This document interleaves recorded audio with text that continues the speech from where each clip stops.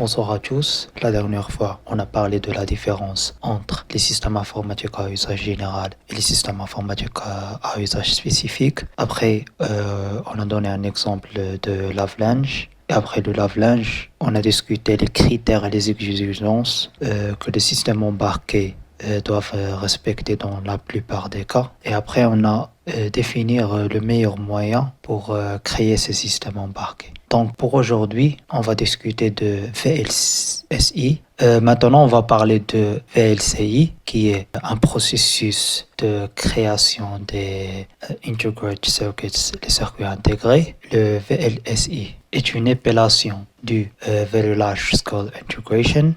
Et c'est un processus qui nous permettra de créer des circuits intégrés. Donc on peut voir cette petite vidéo. Donc comme vous voyez ici, l'histoire de VLSI a commencé avec Small Scale Integration, ça veut dire une intégration à petite échelle, puisqu'on va avoir des nombres limités de transistors dans un piste, des centaines, et après il a amélioré vers Medium Scale Integration, qui sont des milliers, vers des larges, qui sont des 100 000, à peu près des 100 000, vers des very large System Integration, qui sont aujourd'hui des milliards de transistors dans une seule piste. Pour notre cas, les MPU et les MCU et les SoC ne sont que deux circuits intégrés, en passant par le MPU. Il a débuté par être un processeur qui est avec des vacuum tubes, ou bien on peut dire ce sont créés avec des tubes à vide.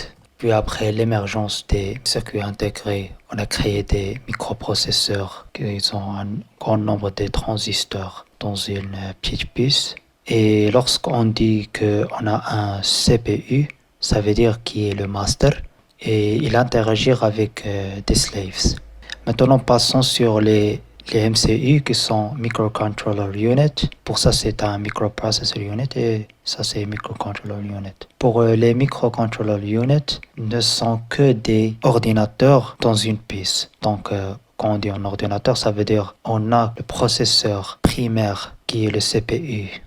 Dans ce cas, et dans une puce avec la mémoire, avec du GPU, le DSP et les input-outputs. Donc comme vous voyez ici, tout se réside dans une seule puce. Donc comme vous voyez ici, on a le genre de processeur primaire et le processeur secondaire, et tous se sont dans une seule puce. Pour le CPU, il possède des ALU, Arithmetic Logic Unit, Control Unit CU et les registers. Donc, on a deux types des applications qu'on peut les exécuter dans les circuits intégrés. On a premièrement the bare metal software et le deuxième c'est operating system.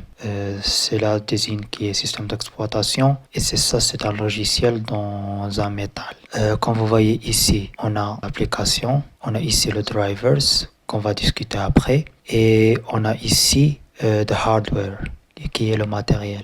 Pour le bare metal software, on va les exécuter dans les microcontrôleurs ou bien microcontroller units. Et pour les ESOS, nécessitent déjà une performance pour s'exécuter puisqu'il y a une abstraction due avec l'interaction avec les drivers et tout ça, puisqu'on a un système d'exploitation. Donc c'est pour cela qu'on va l'utiliser dans SoC. Et c'est ça la différence entre le microcontroller unit et SoC. C'est seulement la partie de performance et c'est pour cela qu'on peut avoir un système d'exploitation dans un SoC et pas dans un microcontroller unit ou bien les microcontrôleurs puisqu'ils ne sont pas très performants. Lorsqu'on prend un système on chip, que ce soit un microcontrôleur ou une série qui est beaucoup plus performant, et on ajoute un capteur et un actuateur, puis un actionneur, on va avoir un ECU